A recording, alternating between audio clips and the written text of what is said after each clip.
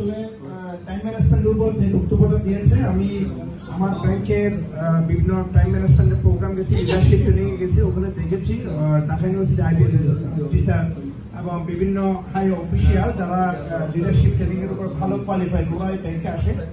ওই একটা ট্রেনিং এর সাথে আসলে হাসান ভাই ট্রেনিংটা মিলছে, আমার খুব ভালো লাগছে। এটা উনি সুবিধা একেবারে টাইম ম্যানেজমেন্টের সুবিধা থেকে সুবিধা অসুবিধা, অবসর সময়ে কি করব এবং অবসর পরবর্তী আমরা ট্রেনে বসতে কি করব, কোন কিভাবে গোল সেট করবো, ওই গোলটা অ্যাচিভ করবে কিভাবে, সবগুলো বিষয়ে একেবারে পুঙ্খানু বিশ্লেষণ করেছেন। আমি আসলে খুবই ইন্টারেস্ট এবং very pleased to attend your class and lecture.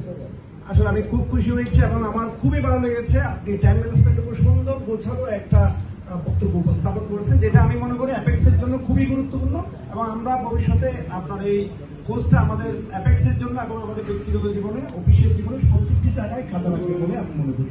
Thank you, সালাম। ধন্যবাদ।